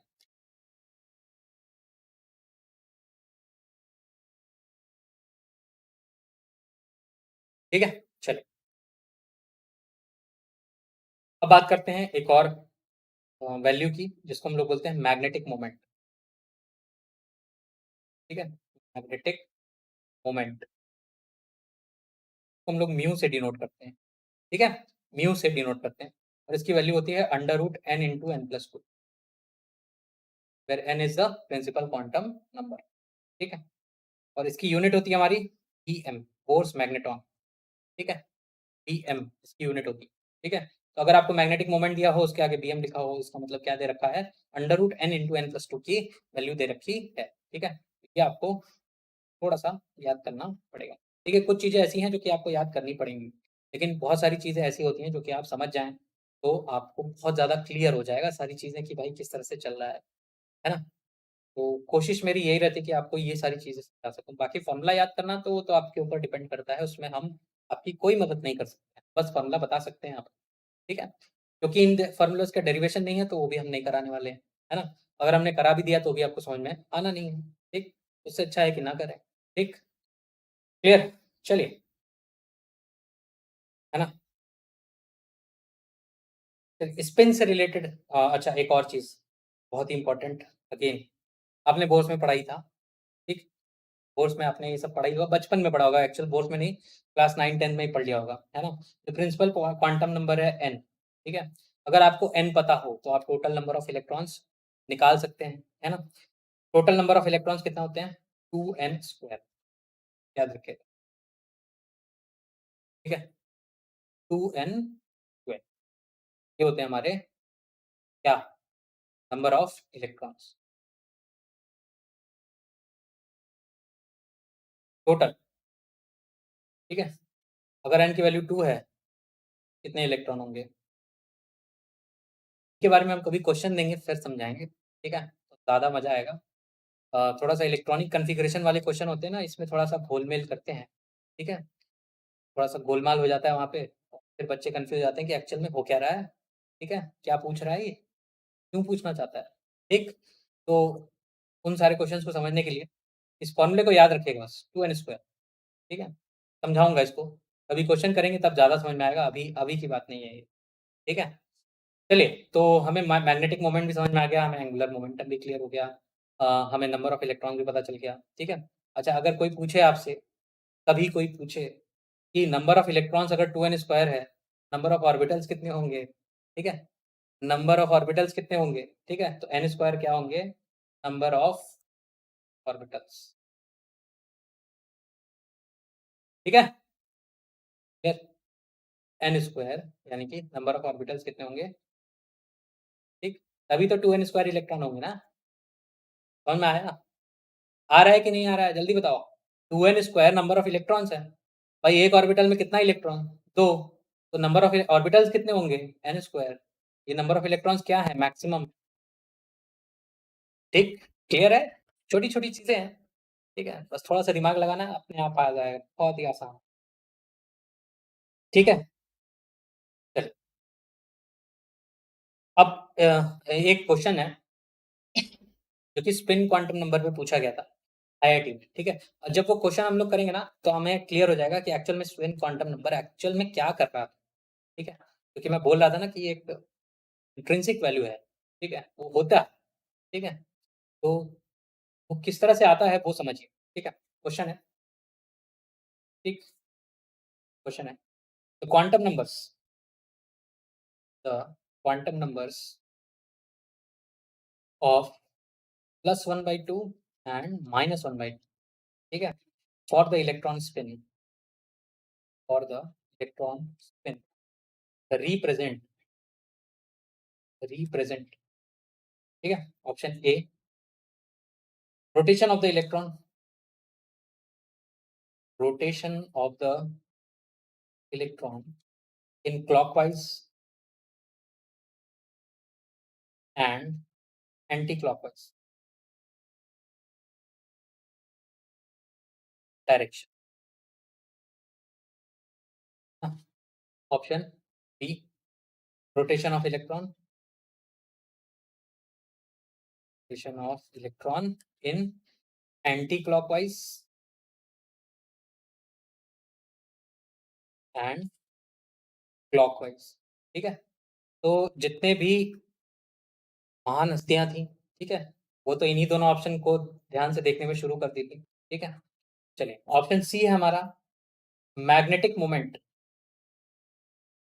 magnetic moment of the electron pointing up and down,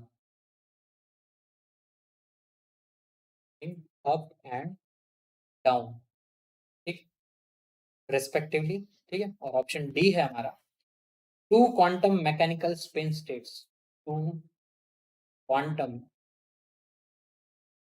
mechanical spin states that have no classical analog,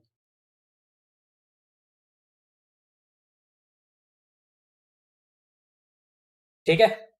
ये हमारा क्वेश्चन है, ये हमारा क्वेश्चन है। इन्होंने बोला, आईआईटी में क्वेश्चन आया था कि जो क्वांटम नंबर्स हैं जिसको हम लोग +1/2 और -1/2 से रिप्रेजेंट करते हैं, ठीक है? वो एक्चुअल में हमें बताता क्या है, ठीक? पहला है rotation of the electron in clockwise and anti clockwise direction, ठीक है? ऑप्शन बी है rotation of the electron in anti clockwise and clockwise direction.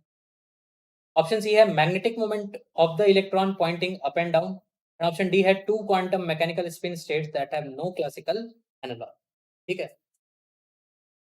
A and D both, ठीक है? नहीं, नहीं, ए एंड डी बोथ नहीं होता। इसका आंसर है ऑप्शन डी, ठीक है? तो क्वांटम नंबर, ठीक, ये हाइपोथेटिकल होता है कि क्लॉकवाइज है, एंटी क्लॉकवाइज है, और उसको हमने 2 वैल्यूज असाइन कर दी। एक को +1/2 करेंगे अगर, दूसरे को हमें ऑटोमेटिकली क्या असाइन करनी पड़ेगी? -1/2, ठीक है? अगर हमने एक को +1/2 असाइन किया है, तो दूसरे को हमें ऑटोमेटिकली -1/2 देना पड़ेगा वैल्यू, ठीक है?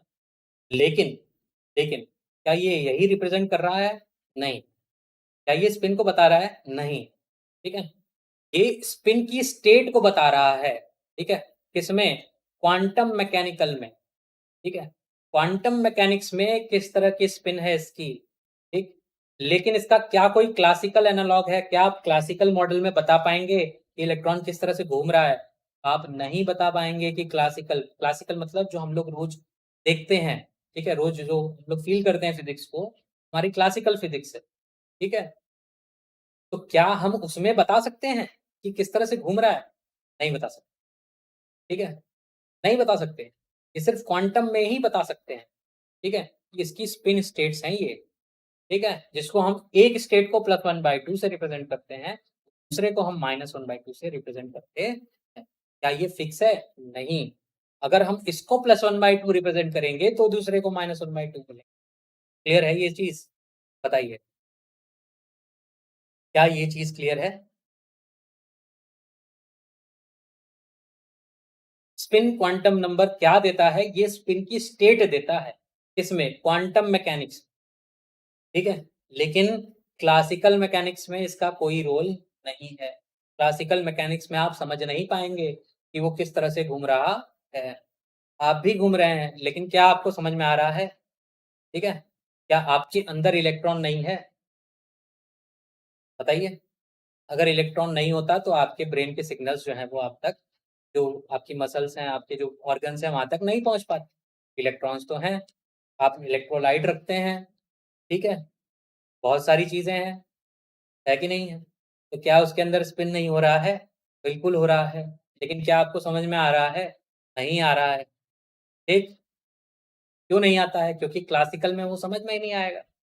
लेकिन क्वांटम में जाएंगे तो हमें समझ में आएगा कि एक स्टेट को अगर हमने +1/2 रखा है, तो दूसरे को हमें क्या रखना है? -1/2 रखना है। क्लियर? ये बात समझ में आई? ये बहुत ही इंपॉर्टेंट चीज है। ये बहुत ही इंपॉर्टेंट डिस्कशन है, जो कि आपको समझ में आना चाहिए। ठीक, कि स्पिन क्वांटम नंबर एक्चुअल में क्या बता रहा, क्या बता रहा है? बता दिया। इसमें किसी को कोई दिक्कत नहीं है? चलिए, सबके यस सर, यस सर आ गए। इसका मतलब किसी को कोई दिक्कत नहीं है। ठीक है, यही यही चीज अगर 50 बच्चे यस सर लिख रहे होते तो और ज्यादा अच्छा लगता। लेकिन आप लोग शेयर नहीं करते, पता नहीं क्यों, है ना? क्यों नहीं शेयर करते भाई? क्या आप लोग को हमारे एफर्ट्स में कमी लगती है? अगर लगती है तो बताएं। क्या हमारे एफर्ट्स कम है? क्या हम आपको ठीक से नहीं पढ़ा रहे हैं? अगर हम पढ़ा रहे हैं तो आपको शेयर करना चाहिए, ताकि और बच्चे भी सीख सकें, है कि नहीं? लेकिन आप नहीं चाहते कि और बच्चे सीखें। क्यों? सही बात बोलिए ना। आप नहीं चाहते कि और बच्चे सीखें ना। कंपटीशन बढ़ जाएगा। नहीं बढ़ेगा। अगर आप ढंग से सीख रहे हैं, देखिए, पढ़ाना हमारा काम है, लेकिन पढ़ना आपका। ठीक है, पढ़ाना हमारा काम है, लेकिन पढ़ना आपका है। तो जो ज्यादा पढ़ेगा उसी का होगा। कंपटीशन तो नहीं बढ़ रहा है। ठीक है, चलिए, स्मृति मौर्य ए। नहीं भाई, डी आंसर है। आकांक्षा पांडे, कहाँ थे आप लोग? +1/2 -1/2 क्या रिप्रेजेंट करता है? स्पिन को, क्वांटम मैकेनिकल स्पिन को। ठीक है, क्वांटम मैकेनिकल स्पिन को वो रिप्रेजेंट करता है। ठीक है सर, मुझे किसी ने शेयर ही किया था, ये मेरी पहली क्लास है सर। बहुत अच्छी बात है। आप और एक एक ने दूसरे को किया, दूसरा तीसरे को भी तो करे। ठीक है, शेयर रुकना नहीं चाहिए। ठीक है, ऐसे ही आप लोग करते रहें तो बहुत हम लोग इस इंडस्ट्री में हम लोग बहुत बड़ा रिवॉल्यूशन ला सकते हैं, कि हम लोग भाई फ्री में एजुकेशन दे रहे हैं, सबको दे रहे हैं। ठीक है, और पूरे स्टेट के हम लोग ऑलमोस्ट पूरे नेशन को अब देना चाहते हैं। ठीक है, एक एक मिसाल कायम होनी चाहिए कि भाई बनारस से ये रिवॉल्यूशन की शुरुआत हुई। ठीक, कि पूरे देश के जितने भी बच्चे हैं, ठीक, जो जहाँ पे नहीं जा पा रहे हैं, ठीक है, कोचिंग्स वगैरह में नहीं जा पा रहे हैं, नहीं जाना चाहते हैं या नहीं जाना चाहते हैं, लॉकडाउन है, उसकी वजह से दिक्कत होती है, तो वो घर बैठे सीख सकते हैं। ठीक है, वो घर बैठे सीखेंगे, और ज़्यादा उनको अच्छा लगेगा, वो और पढ़ेंगे। वो भी तो पढ़ने चाहिए, सब पढ़ने चाहिए भाई। एजुकेशन जिस दिन अच्छा हो जाएगा हमारे देश में, उस दिन हम एक अच्छे देश की तरफ बढ़ेंगे। ठीक है, अच्छे-अच्छे हमारे सामने इंजीनियर्स आएँगे, डॉक्टर्स आएँगे, है ना? और बहुत सारे इंसान, बेसिक चीज़ तो यही होती है, अच्छे इंसान आने चाहिए। ठीक, तो जितनी अच्छी पढ़ाई करेंगे आप उतने अच्छे चीजें होंगी आपके साथ। क्लियर? चलिए ये चीज समझ में आ गया, स्पिन क्वांटम नंबर, हाँ बिल्कुल ठीक। चलिए सर मेरी भी पहली क्लास है, बहुत बढ़िया, अच्छी बात है, और लोगों की भी पहली क्लास करवाइए, ठीक है। चलिए क्वेश्चंस करते हैं, ठीक है, छोटे छोटे क्वेश्चंस हैं, ठीक, हाँ ज्यादा टाइम तो नहीं है, ये करके फिर नेक्स्ट लेक्चर जो होगा वो हमारा इलेक्ट्रॉन का जो फिलिंग करते हैं, ठीक है, कॉन्फ़िगरेशन किस तरह से लिखते हैं, इलेक्ट्रॉनिक कॉन्फ़िगरेशन, उसके बारे में बात करके एटॉमिक स्ट्रक्चर हमारा नेक्स्ट लेक्चर में खत्म हो जाएगा, ठीक है। चलिए क्वेश्चन है, विच, ठीक है, which of the following set, which of the following sets of quantum numbers is not valid, ठीक है। आपसे ऐसे क्वेश्चन बहुत आएंगे, ठीक है, आजकल नीट वगैरह में तो बहुत ज्यादा आते हैं, ठीक है, कौन सा सेट जो है वो वैलिड नहीं है, ठीक है। तो यहाँ देखिए एन लिखूंगा, एल लिखूंगा, एम लिखूंगा और एस लिखूंगा, ठीक है। तो पहला सेट है हमारा 3 2 2 3 2 2 प्लस 1/2, ठीक है। दूसरा सेट है 2 1 0 प्लस 1/2, ठीक है। तीसरा सेट है 4 1 - 1 -1/2, ठीक। फिर है 3 3 2 -1/2, ठीक। फिर आता है आपका 3 2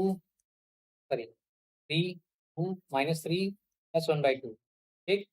और लास्ट है आपका 4 2 1 -1/2, ठीक है। इनमें से कौन सा वैलिड नहीं है, आपको ये पता करना है। इसके लिए आपको क्या चाहिए, तो ये पता होना चाहिए कि अगर n की वैल्यू इतनी है, समथिंग है, ठीक है, l की वैल्यू कितनी होगी, m की वैल्यू कितनी होगी, s की वैल्यू कितनी, इसमें से l क्या है, असाइंड वैल्यू है, ये दोनों पॉसिबल वैल्यूज होती है, ठीक है, these are all possible values, ठीक है। यहाँ पे ये श्योर होना चाहिए, अगर ये पता हो जाएगा इनमें से कौन कौन सी वैल्यूज आएंगी ये पता हो जाएगा, ठीक है। तो अगर n की वैल्यू 3 है, याद रखिए n की वैल्यू अगर 3 है तो हमने देखा था l की वैल्यू क्या होती है, 0 से लेके n-1 तक होती है। तो अगर 3 है तो n की वैल्यू अगर 3 है तो यानी कि l की वैल्यू कितनी हो जाएगी, 0 1 2, तो l की वैल्यू कितनी है 2, ठीक। अब इसमें l की वैल्यू अगर 2 आ गई, है ना, l की वैल्यू अगर 2 आ गई तो आप उसी में खोजेंगे, है ना।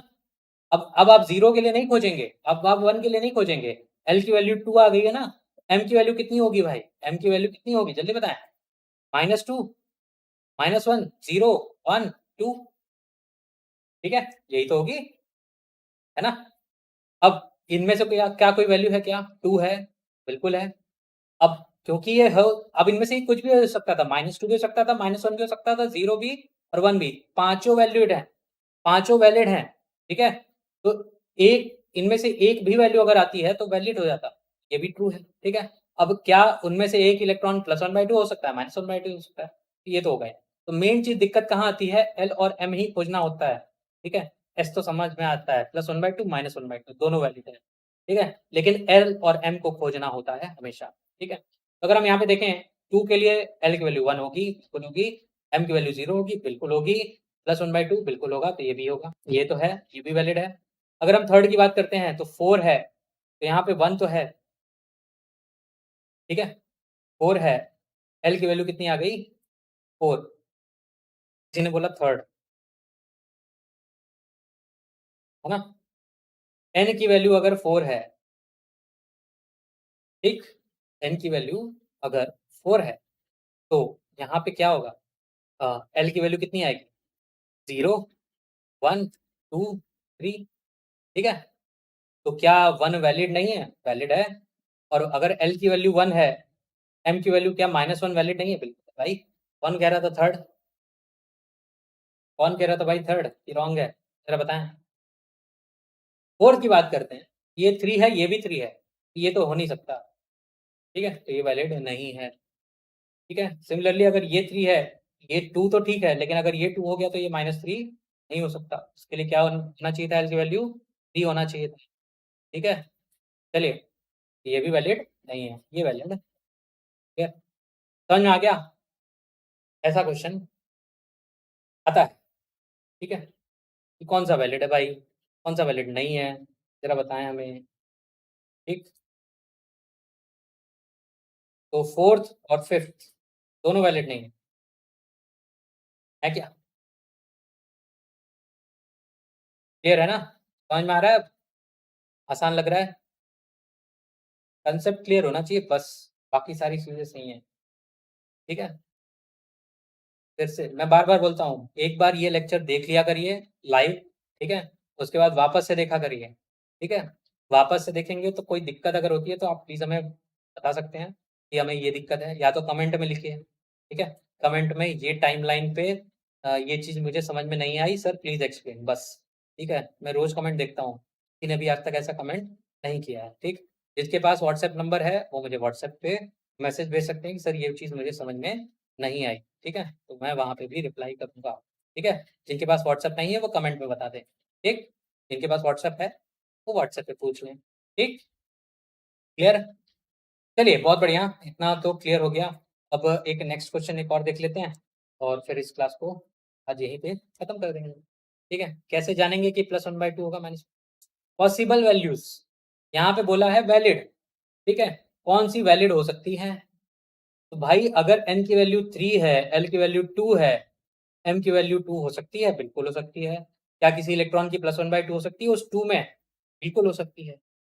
ठीक है, तो आप नहीं बता सकते, आपको एज्यूम करना होता है कि अगर ये +1/2 है तो दूसरा वाला क्या होगा? -1/2 होगा। ठीक है, क्लियर? सर अपना व्हाट्सएप नंबर सेंड कर दीजिए, अगर आप ग्रुप में हैं तो मेरा व्हाट्सएप नंबर आपको होगा। ठीक है, अगर आप ग्रुप में नहीं है तो या तो आप किसी से ले लीजिए या तो कमेंट बॉक्स में कर दिया करिए। ठीक है, क्वेश्चन पोस्ट कर दिया करिए इसी वीडियो में। ठीक है, जो भी वीडियो में आपको दिक्कत आती है वहाँ पे तुरंत कमेंट बॉक्स में ये टाइम पे ये दिक्कत आई है सर प्लीज एक्सप्लेन। ठीक है, तो मैं तुरंत बता देगा करूँगा। ठीक है, क्वेश्चन है, which of the following, which of the following orbitals are not possible? ठीक है, प्लीज चैट में मेरा नंबर मत लिखिएगा, किसी और से मैसेज करके ले लीजिए। ठीक है, नहीं तो भाई पता चला फ़ोन ही पे फ़ोन आ रहे हैं ना, और व्हाट्सएप पे व्हाट्सएप आए जा रहे हैं। ठीक है, तो ऐसा मत करिएगा। ठीक, किसी से ले लीजिएगा कि वो पर्सनली अगर आप जानते हो तो उनको कॉल कर लीजिए, उनसे मेरा नंबर ले लीजिए। ठीक है, 2D 4F 4G 6D, ठीक है, SPDFGH। ठीक है, समझ में आ रहा है ना? हाँ वही जी है। ठीक, चलिए 2D 4F 4G और 6D, क्या इनमें से कौन से ऑर्बिटल्स पॉसिबल नहीं है वो बताने हैं हमें। ठीक है, तो देखिए 2D है तो डी ऑर्बिटल कैसे आएगा भाई? एल की वैल्यू क्या होनी चाहिए? 2 होनी चाहिए, है ना? SPD यानी कि एल की वैल्यू कितनी होगी? 2। अब एल की वैल्यू अगर 2 है तो एन की वैल्यू क्या होनी चाहिए? 3, भी तो 2 आएगा मिनिमम। तो 3D तो पॉसिबल है लेकिन 2D पॉसिबल नहीं है।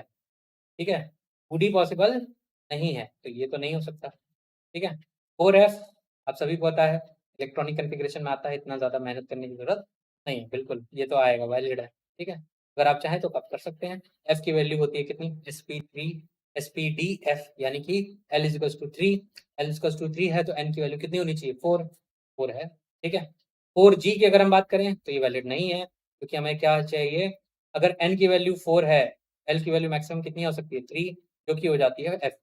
ठीक है, यहाँ पे ये मेंशन सॉरी पॉसिबल नहीं है। लेकिन अगर हम 6D की बात करें तो बिल्कुल हो सकता है भाई, n की वैल्यू 6 है। D के लिए L कितना चाहिए भाई? 2, ईज़ी। क्या ये वैलिड है? बिल्कुल है। तो 2D and 4G are not possible. ठीक, क्लियर है? तो 2 तरह के क्वेश्चन किए, दोनों समझ में आ गए होंगे मेरे ख्याल से आपको अब, है ना? तो आज का लेक्चर हम यहीं पे खत्म करते हैं। बाकी आने वाली क्लासेस में नेक्स्ट क्लास में हम लोग ये सीखेंगे कि इलेक्ट्रॉनिक कॉन्फ़िगरेशन किस तरह से फिल अप किया जाता है। तो उसमें हम लोग सब कुछ सीखेंगे, गॉस प्रिंसिपल भी सीखेंगे। ठीक है, पॉलीज एक्सक्लूजन प्रिंसिपल फिर से पढ़ेंगे, ठीक है, सब कुछ देखेंगे, ठीक है, एनर्जी किस तरह से निकालते हैं, ठीक है, एनर्जी ऑफ द ऑर्बिटल्स सब देखेंगे, ठीक। तो मैं उम्मीद करता हूँ कि आज के लेक्चर में तो आपको कोई दिक्कत नहीं हुई होगी, ठीक है, अगर हुई है तो मेथड मैंने बता दिया कहाँ पे भी दिक्कत होती है, तो जिनके पास नंबर है व्हाट्सएप करें, नहीं है कमेंट बॉक्स में अपना क्वेश्चन पोस्ट करो, ठीक है। नेक्स्ट लेक्चर हमारा यहीं से आगे शुरू होगा, इलेक्ट्रॉनिक कॉन्फ़िगरेशन किस तरह से फिलअप किया जाता है, और नेक्स्ट लेक्चर के बाद हमारा एटॉमिक स्ट्रक्चर पूरी तरीके से खत्म हो जाएगा, ठीक है। उसके बाद हम लोग थोड़ा पीरियोडिक प्रॉपर्टीज के बारे में बात करेंगे आगे, उसके बाद, है ना, और उसके बाद हम लोग चलेंगे केमिकल बॉन्डिंग के पास, ठीक है, ताकि आपकी मेजर जो केमिस्ट्री है वो क्लियर हो जाए, ठीक है। उसके बाद तो सिर्फ उनकी कहानियां हैं, क्लियर, ठीक, चलिए। और फिर से मैं बोलूँगा, जिन्होंने जो नए हैं, आज पहली बार आए हैं, वो सब्सक्राइब करने चैनल को और लाइक करिए प्लीज़, और शेयर भी कीजिए, ठीक है, लोगों के साथ, ठीक है, क्लियर? चलिए, आज के लिए इतना ही, फिर मिलते हैं नेक्स्ट लेक्चर।